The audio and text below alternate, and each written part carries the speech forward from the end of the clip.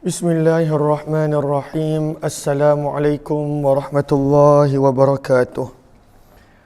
Bismillah, alhamdulillah, wassalatu wassalamu ala habibillah Sayyidina Muhammad ibn Abdullah wa ala alihi wa sahbihi wa mawalah. Subhanaka la ilma lana illa ma 'allamtana innaka antal alimul hakim. Wala haula wala quwwah illa billahil aliyyil azim. Allahumma rabbi syrah lana sudurana wa yassir lana umurana wahlul 'uqdatam min alsinatina yafqahu aqwalana. Allahumma fakkihna fid din wa 'allimna at-ta'wil bi rahmatika ya rabbal alamin. Walhamdulillahi rabbil alamin. Alhamdulillah, alhamdulillah, ahlan kepada semua, sama ada yang berada di ruangan TikTok ataupun Facebook, serta semua para pelajar Hidayatul Muttaqin yang dikasihi lagi dirahmati oleh Allah. Hari ini kita nak sambung pada muka surat yang ke-92. Namun sebelum daripada itu, apa kata kita perbetulkan dahulu niat kita. Moga-moga lebih banyak manfaat, pahala dan ganjaran apabila kita usaha untuk sesuatu itu dilakukan kerana Allah Subhanahu wa taala. Nawaitu ta'alluma wa ta'lim wa tadhakkura wa tadhkir wa naf'a wal intifa' wal ifadata wal istifada wal hatha 'ala tamassuki bi kitabillah wa sunnati Rasulillah sallallahu alaihi wasallam wad du'a'i ila al huda wad dalalati 'ala al khair ibtigha'a wajhillah wa mardatihi wa qurbih wa thawabih. Amin amin ya rabbal alamin. Ahlan kepada sahabat-sahabat yang saya nampak dalam komen, ada Ica Caca, kemudian Faridah Hanim alias di ruangan TikTok, kemudian di FB terima kasih Kak Safia Sapian, Ummi Naimah, Norisa Wan Hassan dan juga semua sahabat-sahabat yang lain.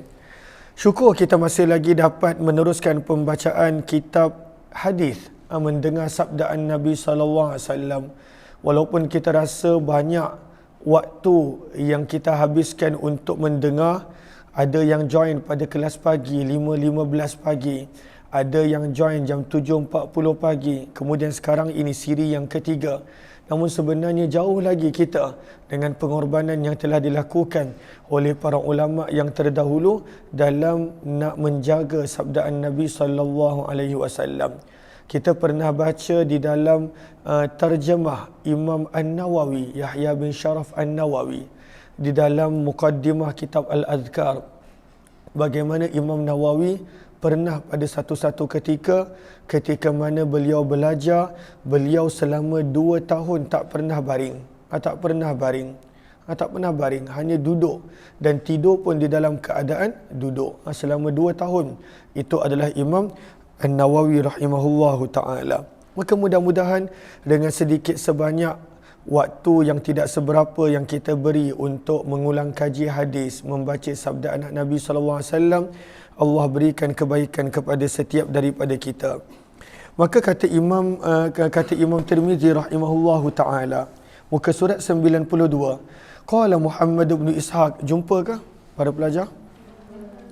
Qala Muhammad bin Ishaq, berkata Muhammad bin Ishaq pada menerangkan tentang kadar berapakah 2 qullah. Di dalam mazhab Syafi'i, air yang banyak pada waktu itu kadarnya adalah 2 qullah. Yang mana orang kita selalu sebut 2 qullah. Maka banyak yang sangka 2 qullah maksudnya ada 2 qullah. Tetapi qullah memberi erti bekas besar yang ada pada zaman Nabi sallallahu alaihi wasallam dan para sahabat. Maka berkata Muhammad bin Ishaq, al-qullah, apakah itu satu qullah? Hiyal jirar, ianya adalah satu bekas besar. Satu bekas besar pada waktu itu dipanggil qullah. Okey. Ya, ini satu pandangan. Kalau kita lihat Sahara pada baris yang pertama, nampak tak? Pada baris yang pertama. Maka ini antara makna-makna qullah. Yang pertama adalah bekas besar. Allazi yustaqa fiha, yang pada waktu itu digunakan untuk minuman. Ada juga pandangan yang lain yang mana disebut waqila al-qullah ma yastaqilluhu al-ba'ir. Qullah adalah sesuatu kadar yang boleh dibawa oleh unta.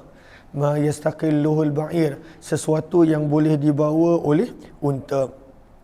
Maka berapakah bilangan kullah? Di dalam mazhab Syafi'i, bila kajian dibuat, maka pelajar-pelajar pun boleh tulis, sebab dalam mazhab Syafi'i kullah pada waktu itu adalah kadarnya sebentar.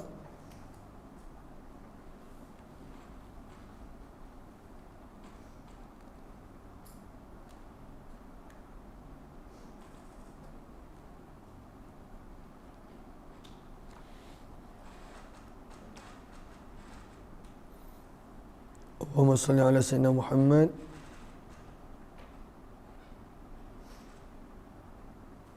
Okey.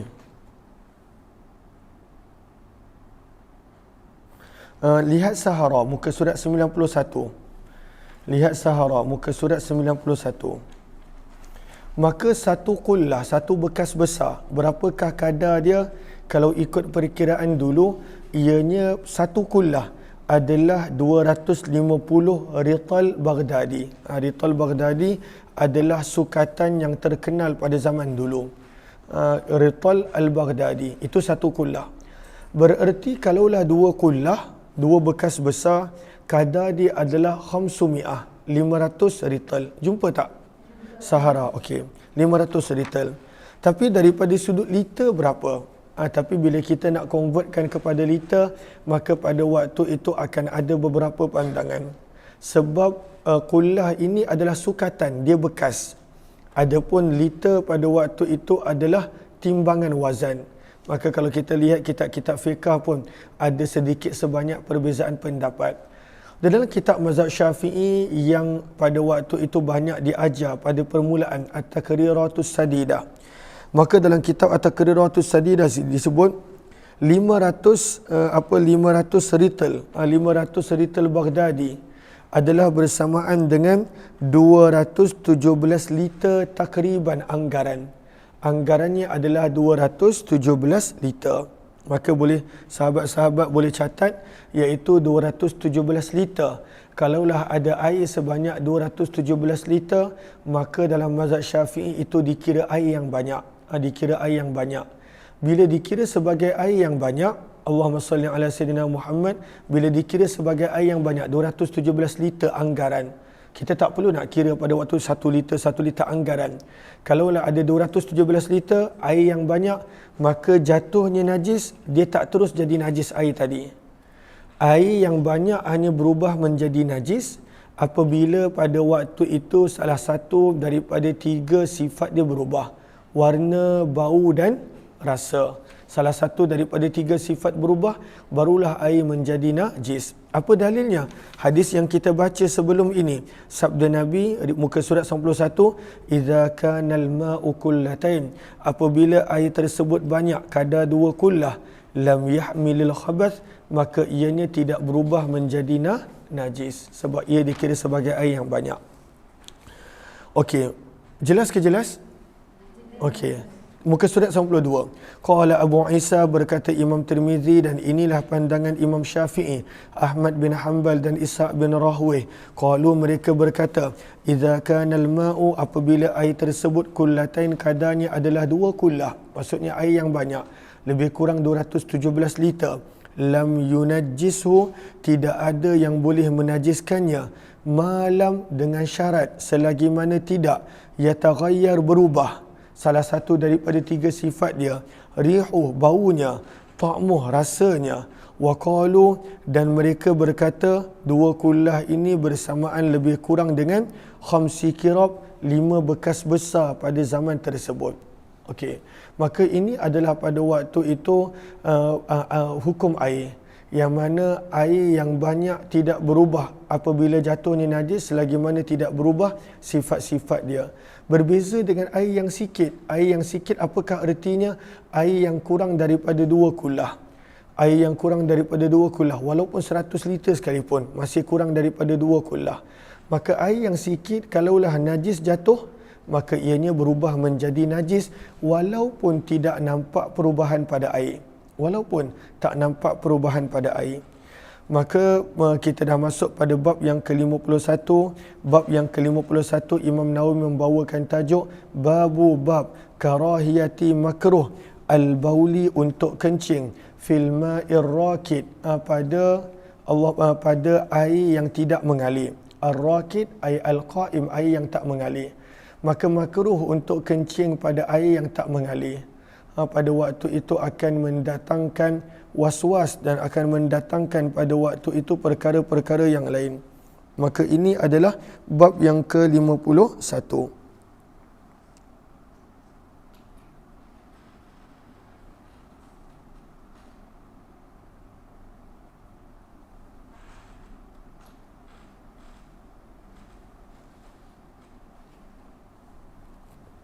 Okey.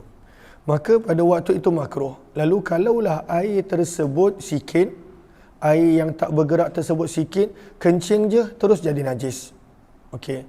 Kalaulah air yang pada waktu itu tak bergerak tadi banyak, contohnya macam tasik, contohnya macam kolam yang besar, maka dia tak menjadi najis selagi mana tak berubah salah satu daripada 3 sifat. Cuma tetap najis walaupun air tersebut banyak, tapi sebab tak mengalir, maka pada waktu itu ianya makruh. Daripada sudut najis tak najis, tengok pada kadar dia. Daripada sudut hukum ianya adalah makruh. Kenapa makruh? Ini dalilnya. Wa bi ilaihi qala hadatsana Mahmud bin Ghailan qala hadatsana Abdul Razzaq an Ma'mar an Hammam bin Munabbih an Abi Hurairah radhiyallahu anhu, daripada Abu Hurairah radhiyallahu anhu, an Nabi sallallahu alaihi wasallam qala, daripada Nabi sallallahu alaihi wasallam bahawa baginda bersabda, la yabulanna. Sebab itu jadi makruh, sebab Nabi larang. Janganlah sekali-kali kencing ahadukum, salah seorang daripada kamu, fil ma'id daim, pada air yang tidak mengalir. Nabi larang, jangan kencing pada tempat air yang dilarang. Maka daripada situ datangnya hukum makruh. Dahlah kencing dekat situ, thumma yatawadda'u minhu, lalu dia berwuduk daripada air tersebut. Pada waktu itu dia berwuduk. Jadi walaupun air tersebut banyak, hukum dia makruh, cuma tak najis. Dan kalaulah air dia sedikit, maka hukum dia tetap makruh, tetapi air tersebut menjadi najis. Berkata Imam Tirmizi, hadis ini adalah hadis yang hasan sahih, dan dalam bab ini adanya riwayat yang lebih kurang sama daripada Jabir bin Abdullah radhiyallahu taala anhu. Okey, tengok kepada Allahumma salli ala sayyidina Muhammad Arafah pada tajuk daqiqah fi hukmil ma'. Nampak tak? Okey, daqiqah fi hukmil ma'. Maka di sini pada waktu itu para ulama mensyarahkan hadis ini. Maka kata para ulama, apabila Nabi SAW pada waktu itu melarang daripada meludah ke dalam air, dan juga pada waktu itu membuang hingus ke dalam air yang tak mengalir. Begitu juga Nabi larang daripada memasukkan tangan selepas bangun daripada tidur ke dalam air. Nabi larang. Nabi kata, la yaghmisanna, jangan celup tangan kamu dalam air bila bangun daripada tidur. Maka cuba fikir, kalaulah itu pun Nabi larang, benda yang pada waktu itu belum ada kepastian ia najis ataupun tidak. Fakaifa, maka bagaimana boleh menjadi harus penggunaan air yang mana pada waktu itu adanya perkara-perkara yang lain. Maka pada waktu itu lagi-lagilah kena tinggalkan kencing dan lain-lain. Maka ini adalah pada waktu itu sesuatu yang patut kita ambil berat. Lalu kalau mandi kolam ke apa, jangan kencing dalam kolam, pergi tandas. Walaupun ada orang kata tak apa, air dia banyak, makruh hukum dia, tak disukai hukumnya. Okey. Riwayat yang ke-50, bab yang ke-52. Bab ma jaa fi ma'il bahri annahu tahur. Bab, kata Imam Nawawi, pada hadis dan riwayat yang datang untuk menerangkan fi ma'il bahri, bahawa air laut adalah suci. Air laut adalah suci walaupun masin, tapi ini suci. Lalu bila suci lagi menyucikan, boleh tak berwuduk dengan air laut? Boleh tak berwuduk dengan air laut? Kenajis sebab ada ikan mati. Lalu boleh berwuduk dengan air laut, boleh berwuduk mandi wajib dengan air laut, sebab ini adalah suci. Apakah dalilnya? Riwayat 73. Wa bihi ilaihi qala hadatsana Qutaibah an Malik tahwil. Wa bihi ilaihi qala hadatsana al-Ansari. Siapa Ansari yang dimaksudkan di sini? Tengok halam ya. Ansari yang dimaksudkan di sini namanya adalah Ishaq bin Musa Al-Ansari. Al-Ansari yang dimaksudkan di sini adalah Ishaq bin Musa Al-Ansari. Qala hadatsana Ma'nun qala hadatsana Malik an Safwan bin Sulaim an Sa'id bin Salamah min Ali bin Azraq anna al-Mughirah bin Abi Burdah wa huwa min Bani Abdiddar akhbarahu annahu sami'a Abu Hurairah radhiyallahu anhu yaqul. Abu Hurairah radhiyallahu anhu berkata, sa'ala rajulun, pernah seorang lelaki bertanya kepada Nabi sallallahu alaihi wasallam, maka siapakah ini? Lihat kepada Allahumma salli ala sayidina Muhammad. Sebentar.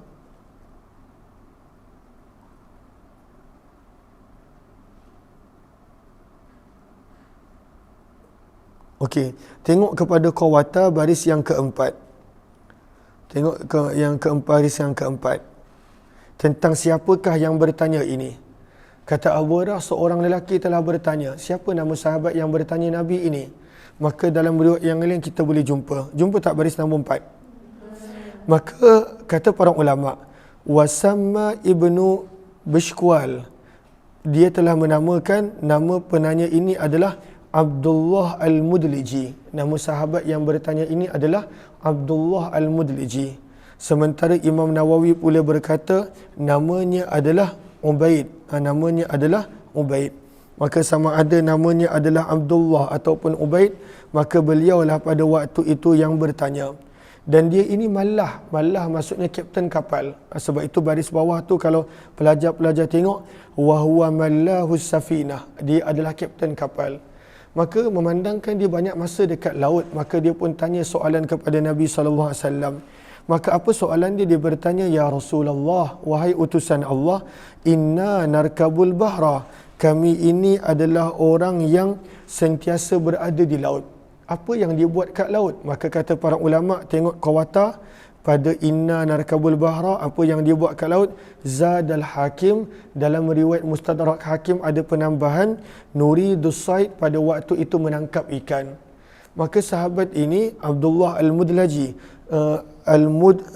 Abdullah Al-Mudlaji, beliau ni sentiasa kat laut kerana menangkap ikan. Dia selalu kat laut. Maka dia pun tanya Nabi, wahai Rasulullah, kami sentiasa dekat laut. Wa nahmilu, dan kami hanya membawa bersama dengan kami al-qalila minal ma', air yang sedikit, air pun tak banyak. Fa in tawadda'na bihi, kalaulah kami berwuduk dengan air bersih yang kami ada, atishna, pasti kami akan dahaga. Afana tawadda'u, maka adakah boleh kami berwuduk minal bahri, daripada air laut? Maka Nabi SAW pun menjawab, huwa tahur, air tersebut adalah suci lagi menyucikan. Sabda Nabi, air laut ini suci lagi menyucikan.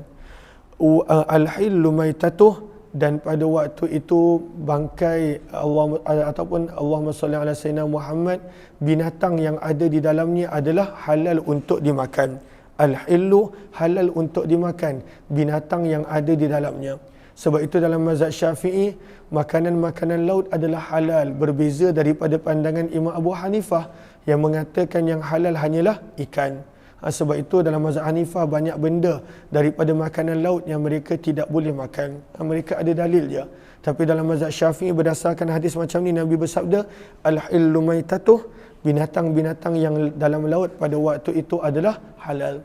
Cuma adalah beberapa istisna, contohnya binatang yang hidup dua alam dan juga beberapa istisna yang lain. Maka daripada hadis 73 ini kita dapat belajar bahawa sebenarnya air laut itu suci, maka boleh mandi wajib, boleh ambil wuduk dan juga perkara yang lain. Muka surat yang ke-95, dan di dalam bab ini ada hadis daripada Jabir bin Abdullah dan juga daripada Al-Firasi. Al-Firasi ni siapa? Kalau kita lihat Sahara, boleh tandakan dekat situ, Al-Firasi ini pun sahabat. Al-Firasi ini beliau pun adalah sahabat. Maka kata Imam Tirmizi, hadis ini adalah hadis yang hasan sahih, dan inilah pandangan majoriti para ulama fuqaha daripada kalangan sahabat Nabi SAW. Antara mereka ini adalah pandangan Abu Bakar, Umar dan Abdullah bin Abbas. Maka para sahabat ini lam yarau, mereka punya pandangan tidaklah ba'san mengapa untuk berwuduk dengan air laut. Cuma dia masihlah melekit, tapi tak ada masalah nak berwuduk dengan air laut.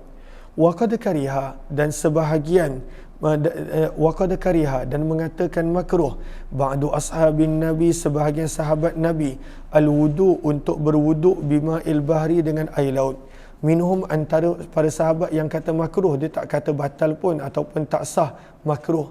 Siapakah para sahabat yang kata makruh berwuduk dengan air laut? Antaranya Abdullah bin Umar, Abdullah bin Amr ibnu Al-As, dan berkatalah Abdullah bin Amr, huwa nar. Apakah maksud nar? Terjemahannya api. Tapi yang dimaksudkan dengan nar di sini, tandakan perkataan kecil yang bawah dia. Ada tak perkataan kecil bawah dia? Okey. Maka apakah yang dimaksudkan air laut ini sebagai api oleh Abdullah bin Amr? Ai dar. Sebenarnya dengan air laut ini boleh mendatangkan mudarat. Boleh mendatangkan mudarat. Maka kata para sahabat yang kata makruh, bukan kerana makruh sebab dia tak suci, tak. Makruh kerana ianya boleh mendatangkan mudarat. Ianya mendatangkan mudarat. Maka apakah mudarat dia? Wallahu a'lam. Saya tak sempat nak kaji apakah mudarat bila berwuduk dan mandi daripada air laut. Cuma pada waktu itu kata Abdullah bin Amr ibnu Al-As, ianya mendatangkan mudarat. Bab yang ke-35. Pada bab yang ke-53, Imam Tirmizi membawakan tajuk pentingnya berhati-hati ketika mana buang air kecil. Penting berhati-hati. Babu, maka kata Imam Tirmizi, bab pada hadis dan riwayat berkenaan at-tashdid, berhati-hati. Berhati-hati, berjaga-jaga fil baul, ketika mana buang air kecil. Kenapa nak berhati-hati ketika mana buang air kecil? Takut kita tergolong di sabdaan Nabi nanti yang pada waktu itu kerana tak jaga percikan air kencing, kerana tak jaga lawas tak lawas air kencing, maka pada waktu itu menjadikan kena azab. Lihat Arafah. Lihat Arafah. Nampak tak ghardul bab? Bayanu ghardil bab. Okey, tandakan di situ. Maka kata para ulama, ghardul bab, tujuan Imam Tirmizi bawakan bab ini adalah zikrul istinzah anil baul, perlu untuk bersihkan air kencing sebersih-bersihnya. Sebab itu dalam adab buang air kecil kita diajar untuk berdehem. Dalam adab untuk buang air kecil kita diajar pada waktu itu, ada sebahagian yang mengatakan urut untuk lelaki supaya pada waktu itu betul-betul bersih daripada sisa saki-baki air kencing yang masih ada di hujung-hujung kemaluan. Maka bersih, al-istinzah, bersihkan, ataupun perkataannya apa, lawas, lawaskan kencing betul-betul.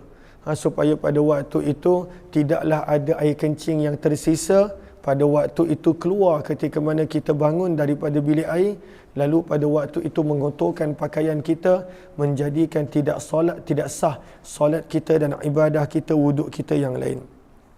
Okey. Maka kata Imam Tirmizi, babut tashdidi fil baul, perlu untuk berhati-hati ketika mana buang air. Riwayat yang ke-74, wa bihi ilahi qala hadatsana Hannad wa Qutaibah wa Abu Quraib qalu hadatsana Waqi'un 'anil A'mash qala sami'tu Mujahidan yuhaddithu an Ta'us an Ibni Abbas radhiyallahu anhuma, daripada Abdullah bin Abbas radhiyallahu anhuma, anna Nabiy sallallahu alaihi wasallam, Nabi sallallahu alaihi wasallam marra, telah melewati ala qabrain, dua kubur. Pernah satu ketika Nabi melewati dua kubur.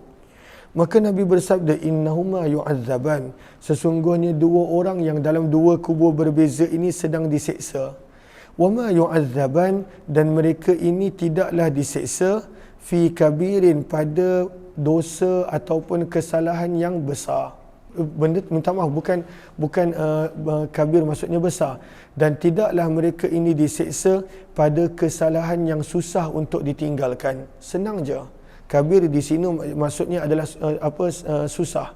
Maka sebenarnya tak susah pun untuk tinggalkan dosa tersebut. Tapi dosa tersebut Allah tak suka sehingga Allah seksa. Maka lihat kepada baris yang sama dengan ghardul bab tadi, ta'arudur riwayat wa raf'uh. Jumpa tak? Perkataan wa ma yu'adzabani fi kabir. Jumpa tak? Okey. Baris bawah dia, walaysa bikabiraini fi'lan. Jumpa tak? Okey. Maka kata para ulama, apakah maksud sabdaan Nabi wama yu'adzabani fi kabir? Mereka tidak disiksa kerana kabir. Kabir di situ maksudnya apa? Maka kata para ulama, walaisa bikabiraini fi'lan fa inna tarkahuma sahlun. Sebenarnya tak susah pun pada waktu itu nak tinggalkan dua kesalahan ini. Senang je. Tapi sebab mereka tak ambil berat, maka pada waktu itu mereka pun kena seksa. Apakah dua perkara tadi? Maka sabda Nabi, amma hadza, adapun orang yang dalam kubur ini, fakana la yastatiru min baulih, dia tidak berselindung daripada kencing dia. Maksudnya dia tak jaga betul-betul kencing dia, tak lawas betul-betul kencing dia, maka air kencing pada waktu itu kena pada dia ataupun pada waktu itu keluar pada tubuh badan dia. Maksudnya kena pakaian dia dan lain-lain dan dia tak ambil peduli pun.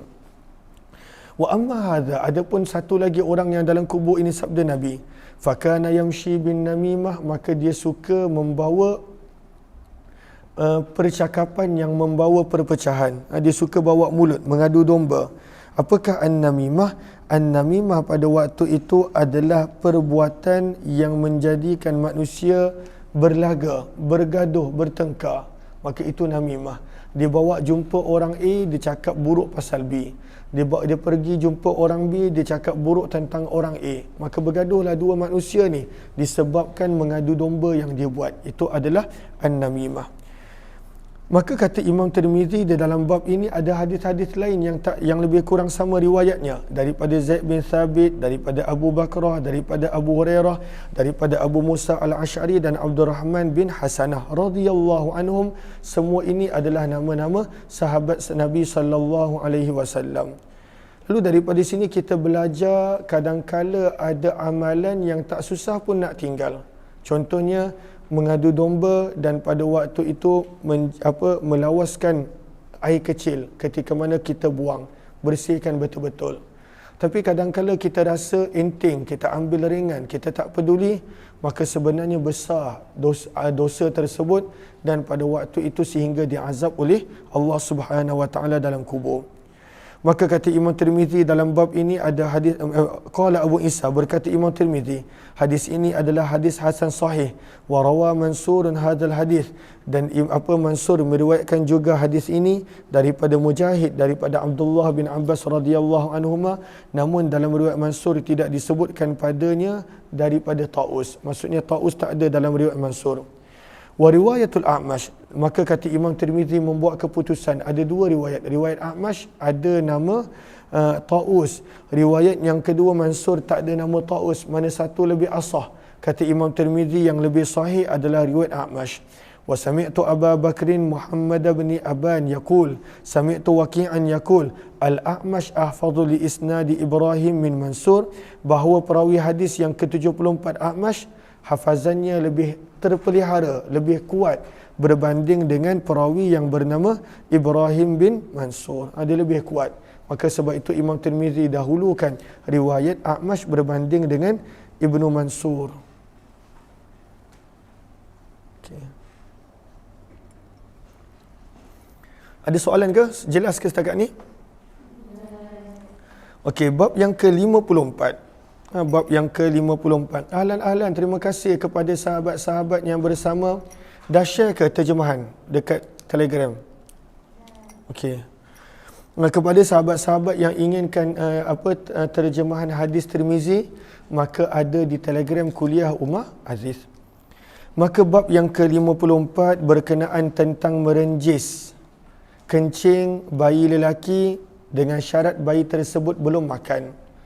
Maka di dalam mazhab Syafi'i, apabila ada bayi lelaki yang belum cukup usia 2 tahun dan dia tidak minum mana-mana makanan kecuali hanya susu ibu dia, bayi perempuan tidak, hanya bayi lelaki, maka kalaulah dia kencing, maka ianya dikategorikan sebagai najis mukhaffafah, najis yang ringan.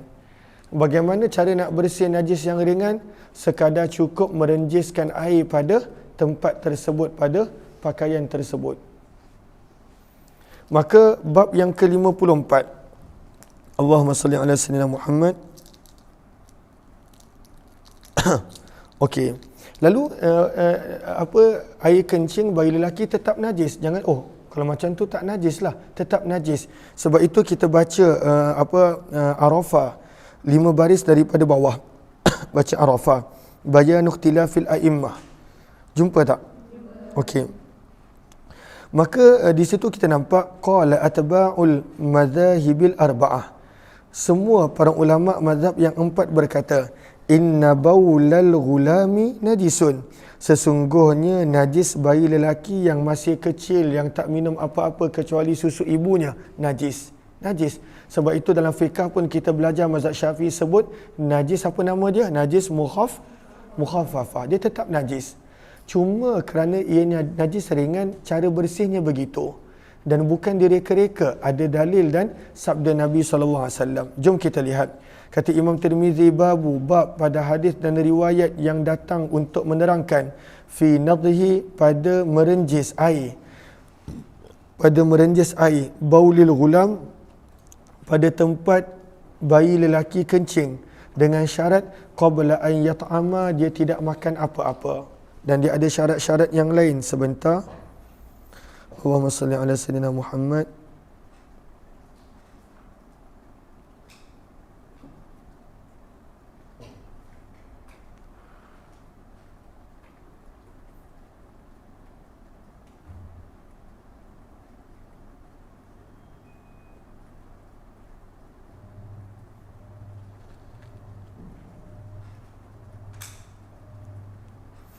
Sebentar nak mencarinya, tak jumpa. Babul aniyah, babul ijtihad, babul siwak, wudu, furudul wudu, sunanul wudu.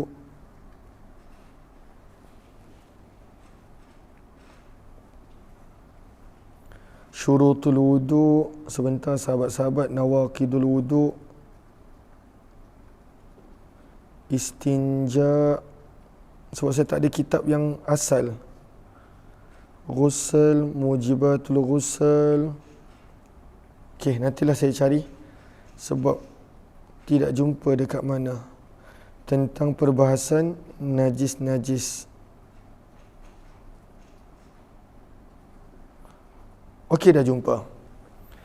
Okey. Najis mukhaffafah. Ini daripada sudut mazhab Syafi'i. Najis mukhaffafah. Maka najis mukhaffafah adalah pada waktu itu ada 4 syarat dia yang nak dikategorikan sebagai najis mukhaffafah. Para pelajar pun tulis, tapi tulis dalam bahasa Arab. Yang pertama, ay yakuna baulan. Ianya adalah air kecil ataupun kencing.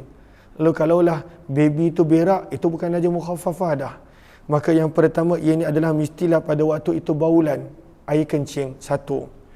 Yang kedua, min sobi, pada waktu itu daripada bayi lelaki. Yang kedua adalah syarat dia bayi lelaki. Yang ketiga syaratnya, la yablughas sabiyyu haulain. Bayi lelaki tersebut usianya belum cukup 2 tahun. Itu syarat yang ketiga. Dan syarat yang keempat yang kita baca tadi, la yut'ama ghairal laban litaghadzi, dia tidak makan selain daripada susu. Untuk taghadzi, untuk pada waktu itu pembesaran dia. Kalaulah tahnik dengan kurma, itu tak mengapa, itu bukan taghadzi. Tapi ini dia tak ada makan apa-apa selain daripada susu. Kalaulah dia dah makan apa-apa, maka menjadilah najis dia tidak lagi mukhaffafah. Maka 4 syarat dia, air kencing, bayi lelaki tersebut belum cukup usia 2 tahun dan dia tidak minum apa-apa, makan apa-apa selain daripada susu. Maka kalaulah salah satu daripada 4 syarat ni tak ada, maka ianya automatik menjadi najis mutawassitah. Macam contoh Atiyah, anak saya tu, walaupun dia belum 2 tahun, tapi dia bukan bayi lelaki, dia bayi perempuan. Tapi kalaulah katakan ada bayi lelaki tapi dah makan benda lain, maka pada waktu itu tidak lagi menjadi najis mukhaffafah.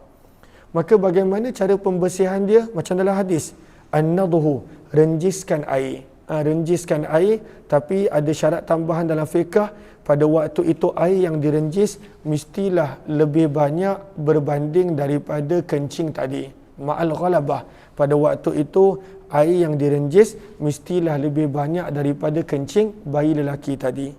Maka ini adalah bab yang ke-54 kata Imam Tirmizi, babu ma jaa fi nadhi baulil ghulami qabla an yat'am. Apakah dalilnya tentang isu ini?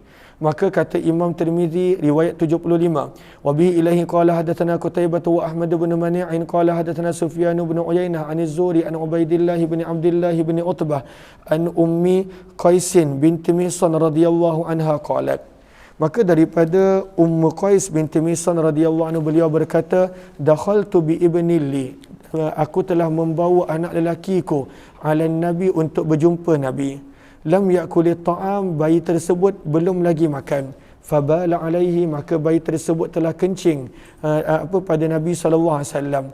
Fada'a bima, maka Nabi telah meminta air. Farashahu, dan Nabi SAW merenjiskan air tersebut pada tempat di mana bayi tersebut kencing.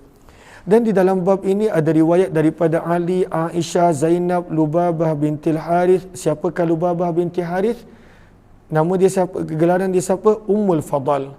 Ummul Fadal bin Abbas. Maka beliau adalah mak kepada Fadal bin Abbas dan Abdullah bin Abbas. Namanya adalah Lubabah. Lalu Lubabah ni adik-beradik dengan siapa? Siapa nama isteri Nabi yang adik-beradik dengan Lubabah? Siapa ingat? Siapa nama isteri Nabi yang adik-beradik dengan Lubabah? Maimunah. Maimunah binti Haris. Sebab Maimunah makcik Abdullah bin Abbas. Lubabah pula adalah mak kepada Abdullah bin Abbas. Lubabah bintil Harith. Begitu juga ada riwayat daripada Abu Samah, Abdullah bin Ammar, Abi Layla, Abdullah bin Abbas radhiyallahu anhum. Berkata Imam Tirmizi, wa huwa qawlu ghairi wahidin min ashabin Nabi, dan inilah pandangan lebih daripada seorang sahabat Nabi dan tabi'in dan orang-orang yang selepas mereka, seperti mana pandangan Ahmad bin Hanbal, Ishaq bin Rahwih.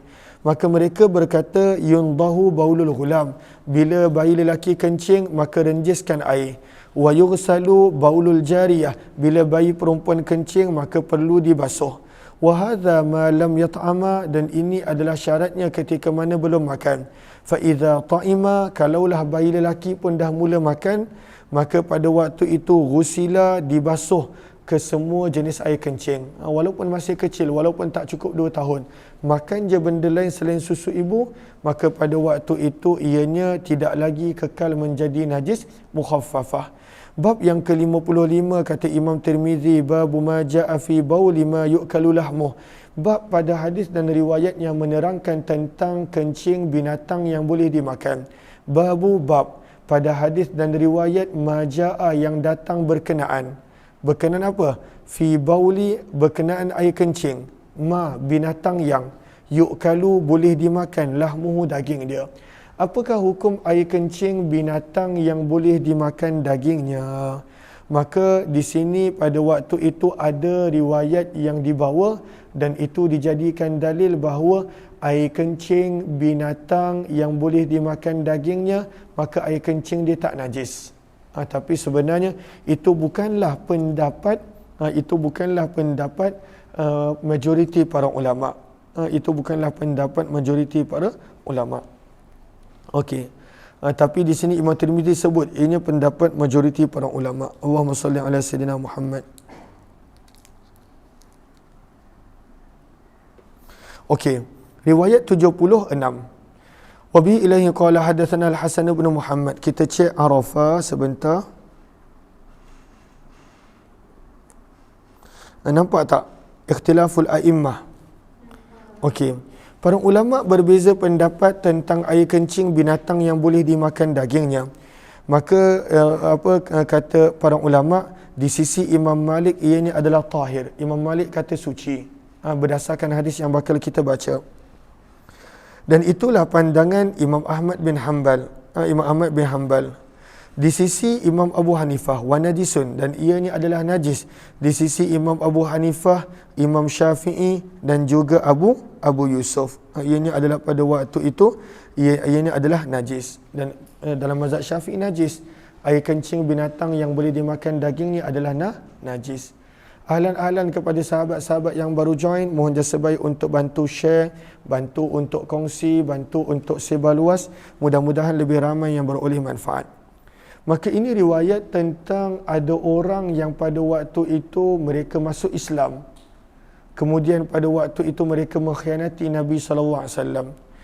Wabi ilaihi qala hadatsana Hasan bin Muhammad Az-Za'farani qala hadatsana Affan bin Muslim qala hadatsana Hammad bin Salamah qala akhbarana Humaid wa Qatadah wa Thabit an Anas radhiyallahu anhu. Daripada Anas bin Malik radhiyallahu anhu, beliau berkata, An-Nanasan, ada beberapa orang. An-Nanasan, ada beberapa orang. Cek apa qawata, gariskan berapakah jumlah mereka? Jumlah mereka adalah 8 orang. Lalu ada sekumpulan manusia. Berapa jumlah mereka? 8 orang. Mereka ini datang daripada mana? Min Urainah. Mereka datang daripada kabilah Urainah. Cik Arafah dekat perkataan Urainah. Maka pada Urainah disebutkan anna thalathah kanu min Ukal. 3 orang pada waktu itu daripada kabilah Ukal. Baki 4 ataupun 5 orang baru daripada Urainah. Okey. Maka 8 orang ini qadimul Madinah, mereka telah sampai ke Madinah.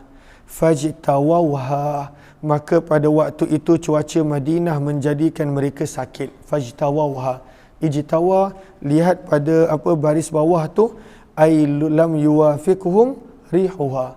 Cuaca Madinah menjadikan tak sesuai untuk mereka, maka pada waktu itu mereka jatuh sakit. 8 orang ni. Maka Nabi SAW telah menghantar mereka untuk duduk tinggal bersama dengan unta-unta sedekah. Zaman tersebut unta-unta diletakkan di luar daripada bandar supaya mudah untuk mereka mencari makan dan lain-lain. Maka Nabi hantar mereka untuk tinggal di sana.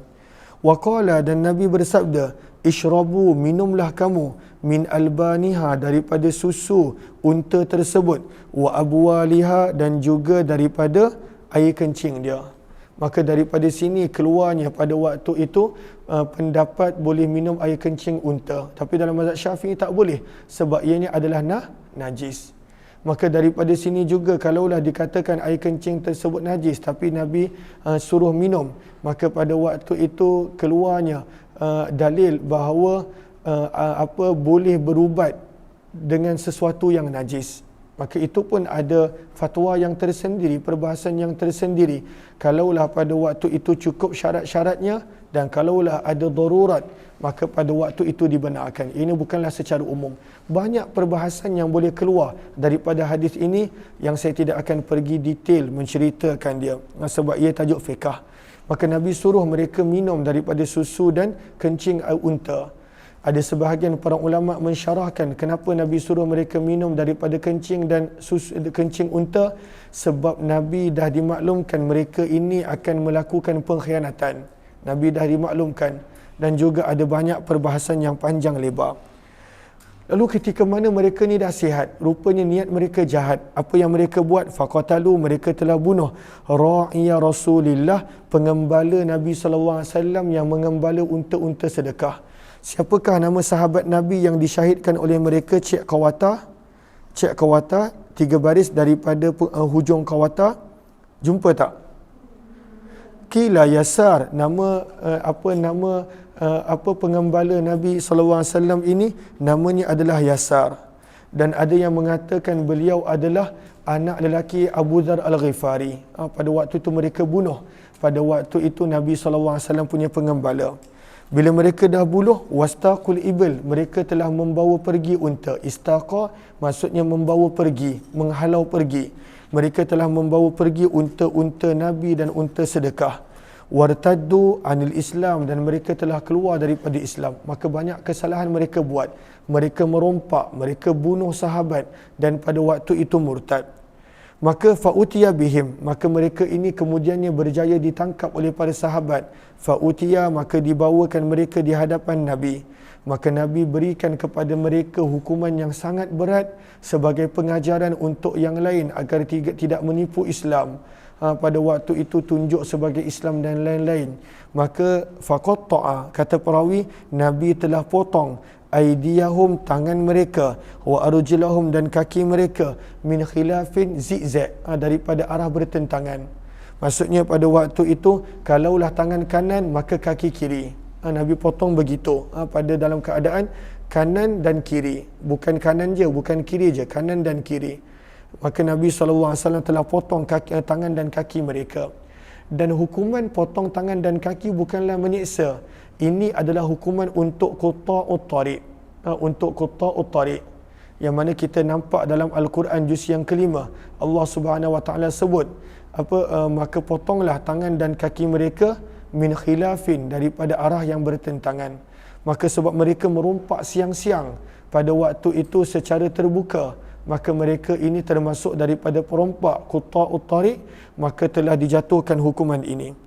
Wasamara a'yunahum, dan pada waktu itu dicongkel mata mereka. Kenapa dicongkel mata mereka? Nanti kita akan baca. Sebab mereka congkil mata sahabat pengembala Nabi SAW tersebut. Baca sahara, wasamara, ai, jumpa tak baris terakhir samara? Ai ahma, dipanaskan untuk mereka besi. Pada waktu itu masamir, maksudnya adalah paku, besi dipanaskan. Kemudian pada waktu itu besi tersebut diletakkan pada mata mereka. Supaya pada waktu itu dicabut keluar mata mereka. Sebab pada waktu itu mereka buat begitu kepada pengembala Nabi SAW. Kemudian muka surat 97, wa alqahum bil harrah, dan mereka ini telah dicampakkan di harrah. Apakah harrah? Tengok baris bawah dia, ai maudhi' dzu hijarah, tempat yang ada batu. Tapi kalaulah nak lebih detail apakah itu harrah, maka harrah adalah pada waktu itu tempat yang dipanggil batu-batu hitam. Kenapa batu tersebut menjadi hitam? Kata para ulama sirah, kerana ianya kesan daripada letusan gunung berapi. Madinah ada gunung berapi. Maka ketika mana zaman dulu mereka tak ada peralatan nak membersihkan lava-lava sisa daripada gunung berapi, maka pada waktu itu mereka biarkan. Maka kawasan tersebut batu-batunya menjadi hitam dan dipanggil sebagai harrah. Dekat Madinah ada banyak harrah. Cuma ada dua harrah yang besar yang terletak di kanan dan kiri Madinah. Maka kata Anas bin Malik, fakuntu ara ahadahum, maka aku telah melihat dengan mataku sendiri salah seorang daripada mereka, yakuddul arda, pada waktu itu menjilat tanah, bifihi, dengan mulutnya, hatta matu, sampai mati. Pada waktu itu menjilat tanah sampai mati. Dilakukan hukuman yang berat sebab mereka pada waktu itu murtad. Mereka bunuh pengembala Nabi. Mereka pada waktu itu curi secara terbuka, merompak pada waktu itu secara terbuka. Pada waktu itu unta-unta sedekah, unta-unta zakat dan unta Nabi. Dan banyak lagi kesalahan lain. Mereka menipu Nabi dengan mereka menzahirkan Islam dan sebagainya. Warubbama qal, dan kadang-kala Ahmad berkata, yakdumul arda, kata Anas bin Malik, kami nampak orang tersebut yakdumu. Apakah maksud yakdumu? Baca qawatah, ay ya'addu, pada waktu itu menggigit. Menggigit akan tanah dengan mulut dia sampailah mati. Berkata Imam Tirmizi, hadis ini adalah hadis yang hasan sahih dan telah diriwayatkan daripada selain daripada riwayat Anas bin Malik. Dan ini adalah pandangan kebanyakan ulama. Mereka berkata, la ba'sa, tidaklah najis, bibauli, akan kencing binatang yang boleh dimakan. Mereka pada waktu itu tidak mengatakan tidak najis. Baca sekali lagi Sahara. Tengok Sahara baris yang pertama, nampak tak? Sahara. Ikhtalafu, para ulama berbeza pendapat berkenaan tentang kesucian kencing unta ataupun binatang yang boleh dimakan dagingnya. Sebahagian berkata bahawa air kencing binatang yang boleh dimakan dagingnya adalah suci, dan mereka menjadikan hadis yang kita baru baca tadi sebagai dalil. Berkata Imam Abu Hanifah dan Syafi'i, al-abwalu kulluha, air kencing semuanya adalah najis, wa abaha lahum lil marad, dan boleh untuk minum kerana sakit, untuk ubat. Untuk ubat, kalaulah doktor kata sakit ni hanya boleh sihat dengan pada waktu itu minum najis dan tak ada cara lain, maka boleh. Okey, Atiyah. Hai semua, Assalamualaikum. Bagi salam, Assalamualaikum. Assalamualaikum sini. Dah. Ada apa ni? Kata nak bagi salam. Bukan tadi tidur ke? Ya Allah. Makan apa tu?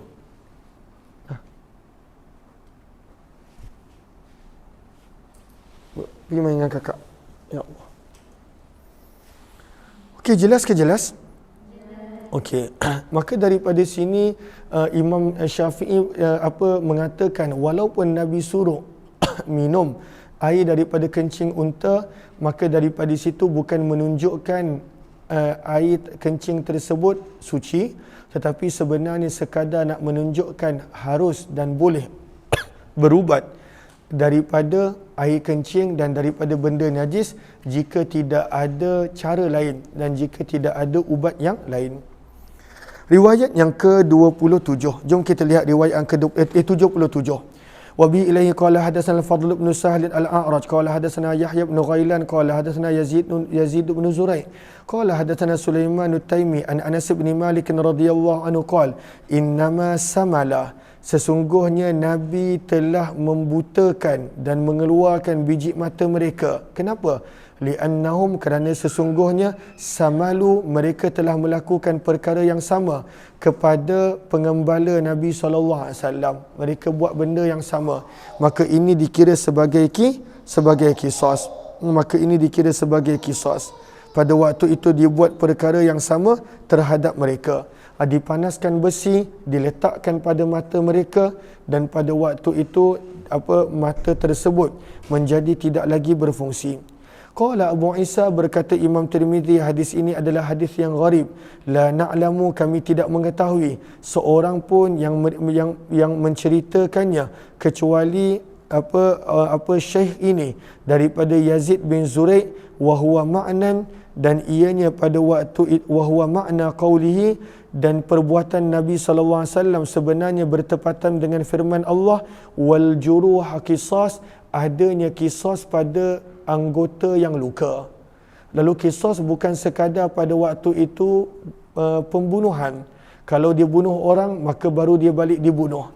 Tetapi perbuatan Nabi adalah bertepatan dengan firman Allah di dalam Al-Quran pada surah Al-Ma'idah ayat 45, firman Allah wal juruha, dan luka-luka pun yang bukan nyawa, qisas, ada qisas. Maka pada waktu itu kenapa Nabi buat begitu pada mata mereka? Sebagai qisas, kerana mereka buat begitu kepada mata-mata pengembala Nabi SAW.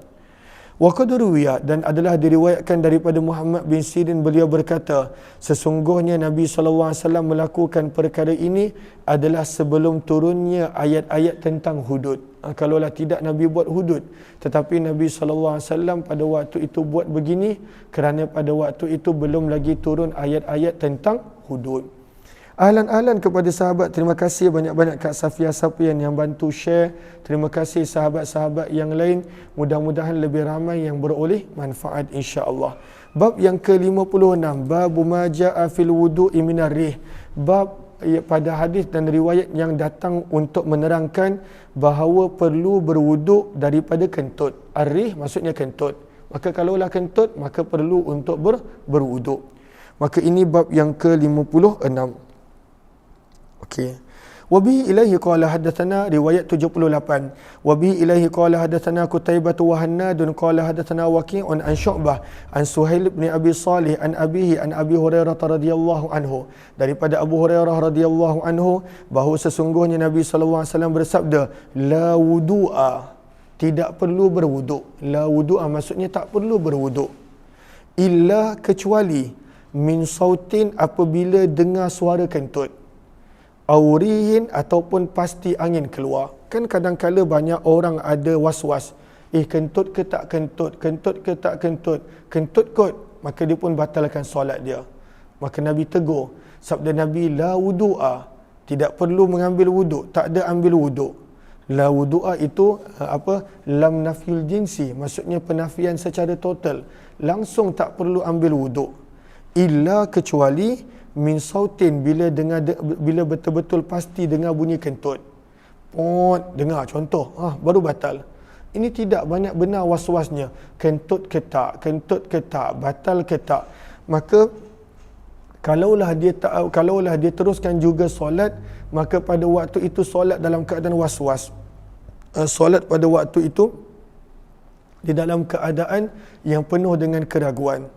Maka sebab itu kita lihat kepada Arafah, Nampak tak? Lihat kepada Arafah.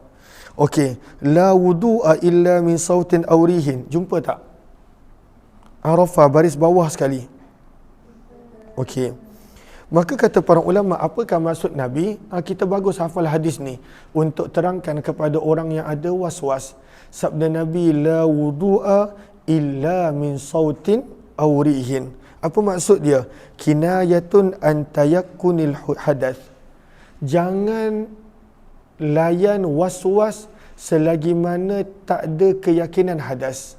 Sebab itu Nabi kata, dengar bunyi kentut, okey, baru batal. Kalau pada waktu itu adanya angin keluar, bau ke apa, pada waktu itu confirm, baru batal. Sebenarnya gambaran yang Nabi nak ajar, pada waktu itu hadas mestilah yakin. Jangan layan was-was. Jangan layan was-was. Was-was pada waktu itu hanya hilang bila kita lawan dia. Bila kita pada waktu itu tak layan dia. Maka sebab itu Nabi SAW pada waktu itu larang kita untuk melayan sangkaan. Lalu kalaulah was-was kentut tak kentut, maka sabda Nabi, jangan ambil wuduk. Yakin sehinggalah dengarnya bunyi ataupun adanya bau. Okey.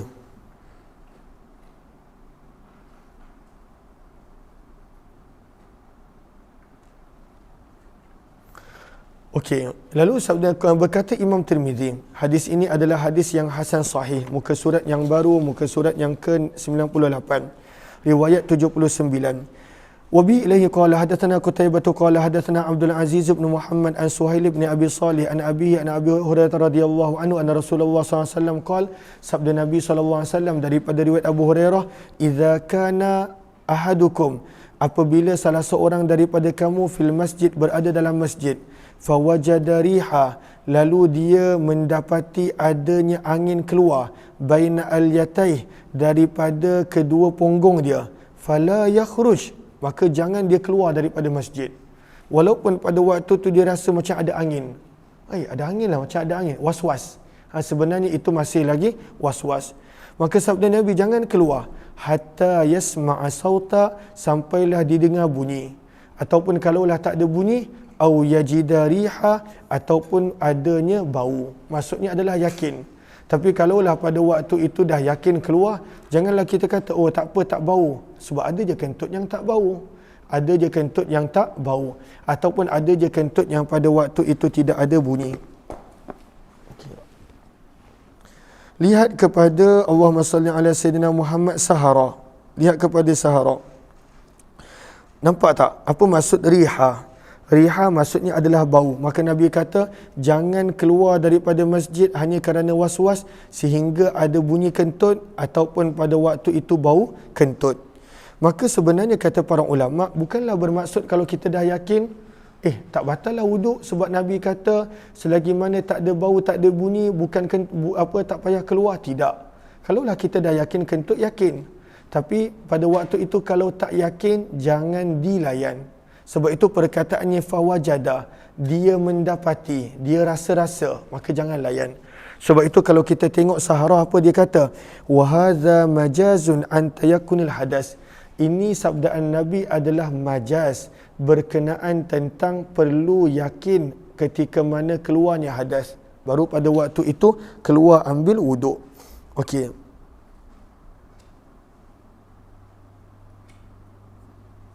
Jelas ke jelas? Okey. Allahumma salli ala sayyidina Muhammad. Riwayat yang ke-80. Maka pada waktu itu perlu berhati-hati dengan was-was. Jangan dilayan was-was. Jangan dilayan was-was. Riwayat yang ke-80. Wa bi ilaihi qala hadatsana Mahmud bin Ghailan qala hadatsana Abdul Razzaq qala akhbarana Ma'mar an Hammam bin Munabbih an Abi Hurairah radhiyallahu anhu an Nabi sallallahu alaihi wasallam qala, innallaha, sesungguhnya Allah, la yaqbalu salati ahadikum, tidak menerima salat salah seorang daripada kamu, idza ahdatha, apabila dia ada hadas. Maksudnya Allah tak terima solat dalam keadaan hadas, mesti berwuduk. Hatta sehinggalah pada waktu itu dia berwuduk. Maksudnya Allah tidak terima solat yang dalam keadaan hadas. Tapi hadas tu mesti yakin. Janganlah pada waktu itu ada was-was. Sebab itu Nabi gambarkan yakin bagaimana? Dengar bunyi kentut. Ataupun adanya pada waktu itu bau kentut. Selalunya kentut tidak lari daripada salah satu daripada dua ini. Ada kadang-kala dua-dua, dalam kentut bunyi, lepas tu bau pula. Tapi pada waktu itu gambaran hadas mesti yakin. Hadas mesti yakin. Kata Imam Tirmizi, di dalam bab ini ada hadis yang lebih kurang sama daripada Abdullah bin Zaid, Ali bin Talq, Aisyah, Abdullah bin Abbas, Abu Sa'id radhiyallahu taala anhum. Qala Abu Isa, berkata Imam Tirmizi, hadis ini adalah hadis yang hasan sahih, wa huwa qaul ulama, dan ianya adalah pandangan, kata-kata kebanyakan para ulama, yang mana mereka berpandangan alla yajiba, bahawa tidak wajib, alaihi, ke atas orang tersebut untuk berwuduk, illa, kecuali, min hadathin, daripada hadas yang dia yakin, dengan cara mendengar ataupun ada bau. Yakin pada waktu itu baru ada hadas.